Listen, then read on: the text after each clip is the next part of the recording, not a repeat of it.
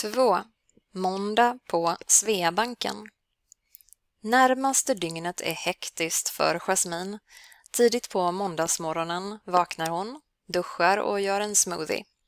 Hon fixar kaffe i espressobryggaren medan hon lyssnar på nyheterna i telefonen. Hon tittar på klockan och skyndar in i klädkammaren. Hon hänger morgonrocken på en krok och klär på sig snabbt.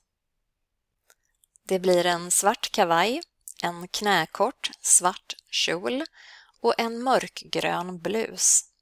Hon sätter på sig ett par strumpbyxor i samma gröna nyans som blusen. Medan hon står framför spegeln och kammar sig tänker hon på Jonas pappa och hans tjat. Jasmine räcker ut tungan i en ful grimas. Vad folk ska hålla på och lägga sig i andras liv. Sköt dig själv, säger hon högt.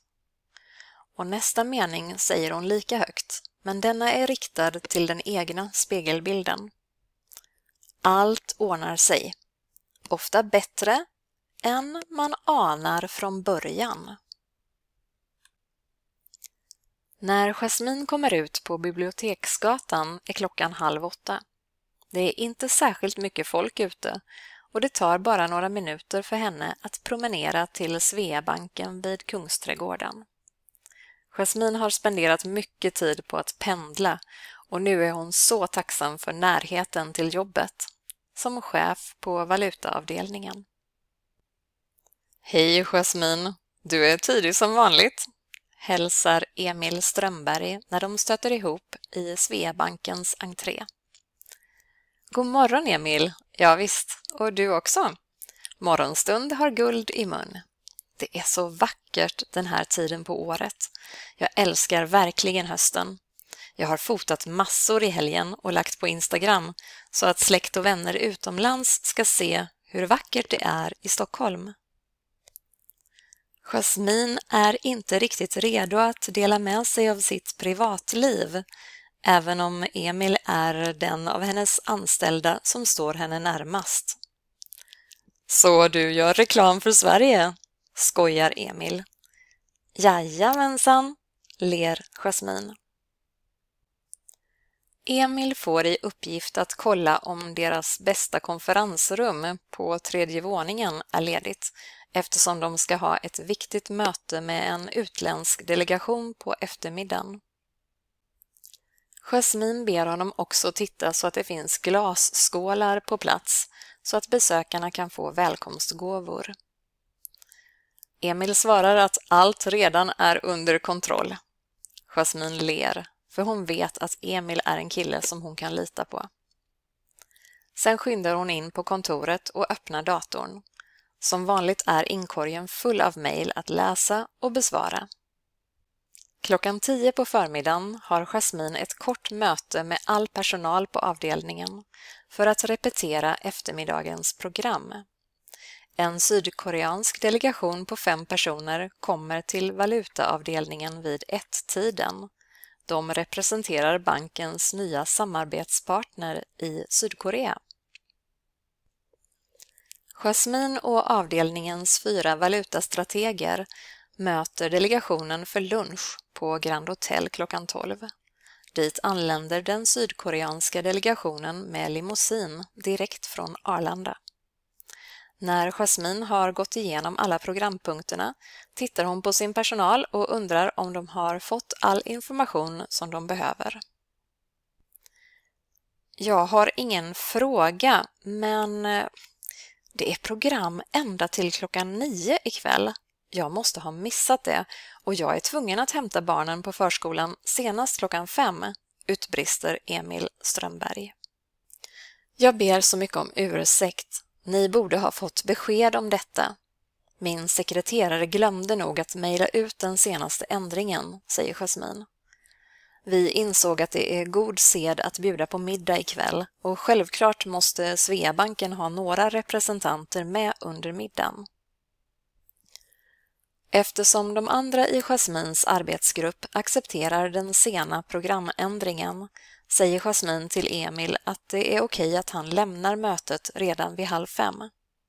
Emil tackar och ser lättad ut.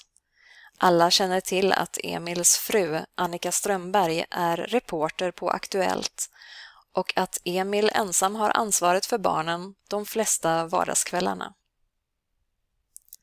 När mötet är slut ser Emil att han har fått ett sms från någon som heter Jonas Björk och som vill ha Jasmins privata nummer. Den där Jonas Björk skriver att han har förlorat sin telefon. Emil frågar Jasmin om det är okej att han lämnar ut hennes nummer till en Jonas. Hon tittar stressat på meddelandet som Emil visar henne. Hej Emil, din fru Annika Strömberg har just intervjuat mig. Jag fick ditt nummer av henne. Kan du vara snäll och ge mig numret till din chef, Jasmin? Jag är hennes pojkvän och jag har tappat bort min telefon.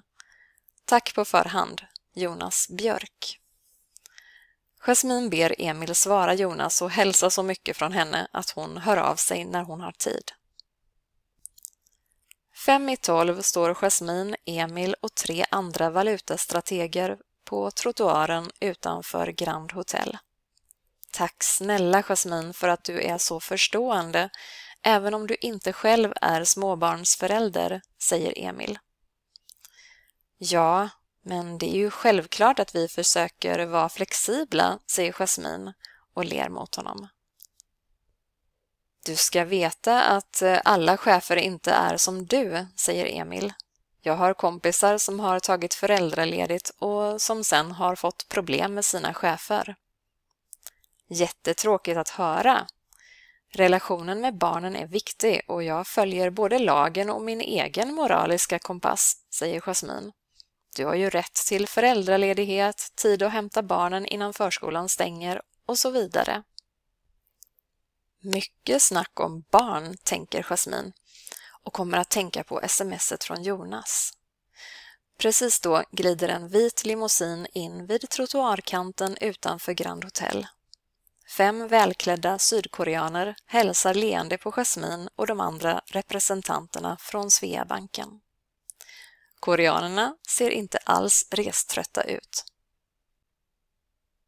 Det blir en intensiv lunch på Grand Hotel och en lång eftermiddag för Jasmin och de andra.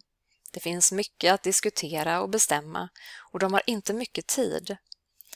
Redan nästa morgon ska delegationen resa tillbaka till Seoul. Vid 3-tiden tar de en kort kaffepaus. Emil går ut i korridoren och ringer till förskolan. Hej, det är Emil, Esters och Edvins pappa. Jag ville bara kolla så att allt är okej. Ja visst, inga problem. De äter mellis nu. Fint. Jag var lite orolig för Ester var lite hängig igår kväll. Jag har ett viktigt möte nu, men jag kommer att hämta dem senast 5. Här är det lugnt, så jobba på du. En av koreanerna, Mr. Kim, frågar Emil om han pratade med sin fru.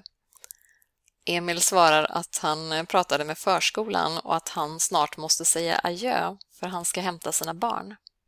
Mr. Kim ser på Emil med sympati och frågar, är din fru sjuk? Nej, svarar Emil, vi är bara 2 föräldrar som delar på ansvaret. Vid 11-tiden på måndagskvällen är Jasmin äntligen på väg hem. Det har varit en innehållsrik dag på jobbet och nu är hon trött och lite yr. Hon går försiktigt för det är halt på trottoaren. Hon försökte verkligen att bara smutta på vinet varje gång som sydkoreanerna ville skåla under middagen. För egentligen brukar Jasmin undvika alkohol. De var så glada och nöjda med arbetsdagen. Jasmin förstår inte att de kunde vara så pigga efter den långa resan och det långa mötet på banken. Och tidsomställningen. Får koreaner inte jetlag? När Jasmin kommer hem tar hon fram sin privata mobil och upptäcker att hon har flera nya meddelanden. Ett är från Jonas, skickat i morse. Det är kort. Det står bara Förlåt min pappa. Hon har glömt smset som Emil Strömberg visade henne på förmiddagen. Jasmine skickar ett svar till Jonas förlorade telefon. Förlåt mig, men jag orkar inte prata ikväll. Hård dag på jobbet. Måste sova. Ringer dig imorgon. Puss och kram, Jasmine.